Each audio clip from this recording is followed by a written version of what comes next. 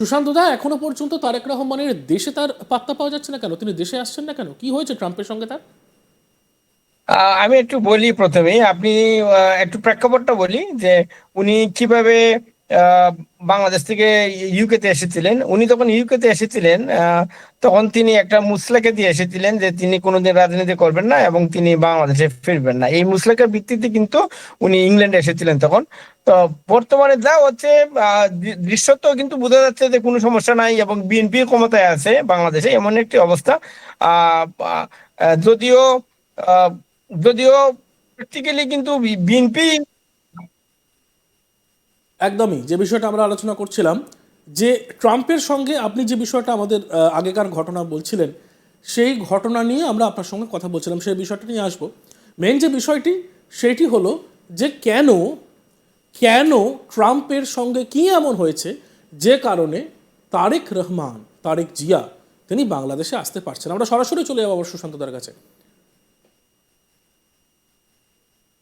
ওকে, আমি বলি। প্রথমে কথা হলো যে তারেক জিয়া কিন্তু বাংলাদেশ থেকে যখন এসেছিল তখন সে মুসলেকে দিয়েছিল যে সে দেশে ফিরবে না কোনোদিন, এবং সে কোনোদিন রাজনীতি করবে না। তো এখন আপনি হয়তো দেখতে পাচ্ছেন যে অবৈধ যে ইউনুস সরকার আছে ক্ষমতায়। তো এটা আমরা সবাই জানি যে ইউনুস ক্ষমতায় আছে, কিন্তু না, আসলে বিএনপি কিন্তু দেশ চালাচ্ছে।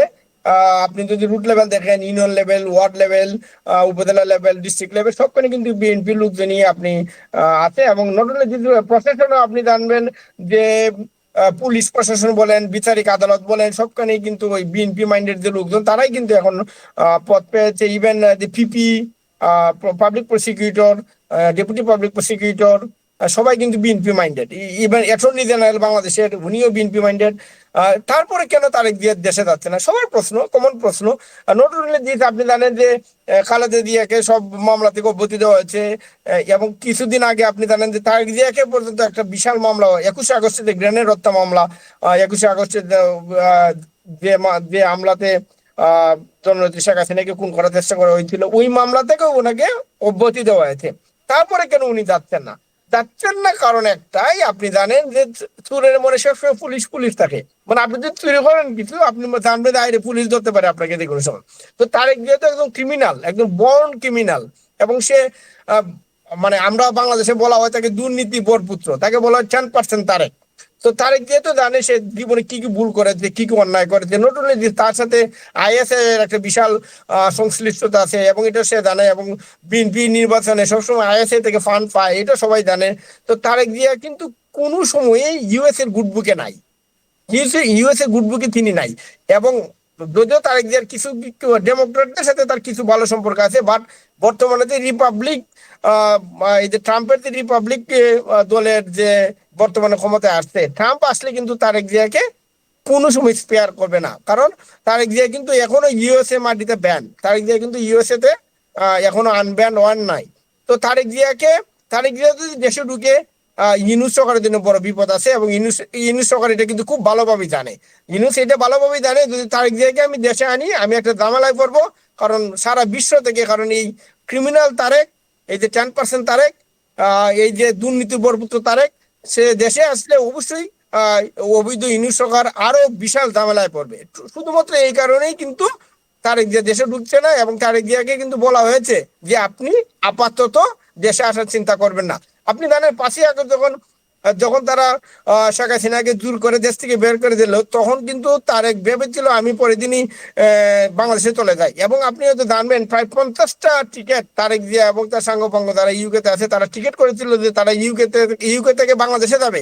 কিন্তু তারা পরবর্তীতে টিকিট গুলো ক্যান্সেল করলো, কারণ দেশ থেকে খবর আছে যে তারেক তুমি আইসো না, তুমি আসলে আমরা ঝামেলায় পড়বো।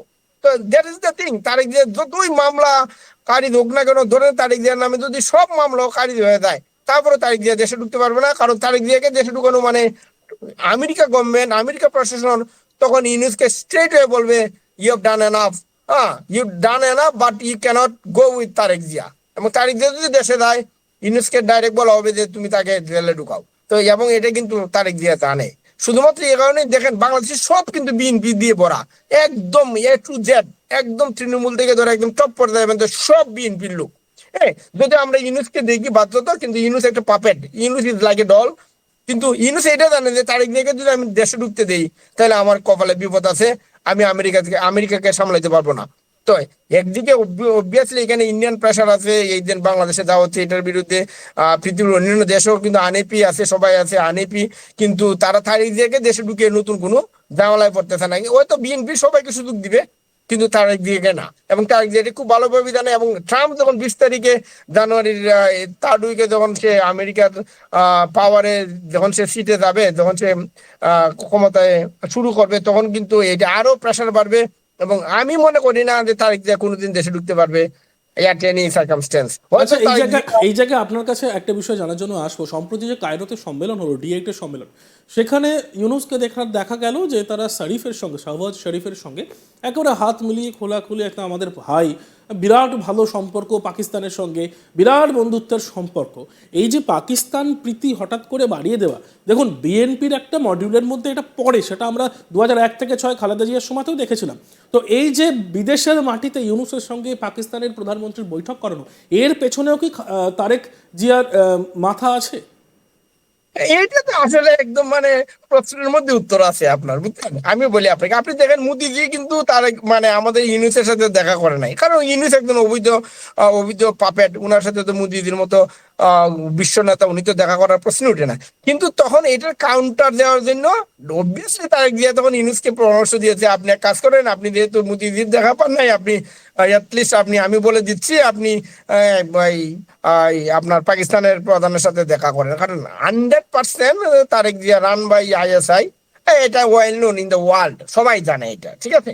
তো এটা তারেক জিয়ার একটা পরামর্শ যে আপনি যেহেতু ইন্ডিয়ান প্রাইম মিনিস্টারের সাথে দেখা করতে পারেন নাই, আপনি পাকিস্তানের কান্ট্রি হেডের সাথে আপনি বসেন, আপনি বুঝান যে আপনি পাকিস্তানের সাথে আছেন। আর পাকিস্তানের প্রতি যে প্রীতি, এটা তো আপনি আজ থেকে আমরা অনেকবার বলেছি যে এটা আজকে থেকে, আর 1947 থেকেই কিন্তু পাকিস্তান প্রীতি ইউনূসের ছিল। এখন আপনি দেখেন খাপে খাপে মিলে গেল, কিন্তু একদিকে ইউনূস পাকিস্তান প্রীতি, আর তারেক জিয়া বা বিএনপির পাকিস্তান প্রীতি, এটা তো আর nothing unknown, everybody knows it. এবং এইটার ফলশ্রুতিতে আপনি দেখেন পাকিস্তান থেকে জাহাজ আসছে, পাকিস্তানে ভিসা ফ্রি করে দিয়েছে, আমাদের ভিসা এখন পাকিস্তান ফ্রি করে দিয়েছে। That's the simple thing. তো ওভারঅল বিষয় হলো বাংলাদেশ, আমি একটা জিনিস ক্লিয়ারলি বলি, আপনি বুঝতে পারবেন যে বাংলাদেশের পলিটিক্সটা কি।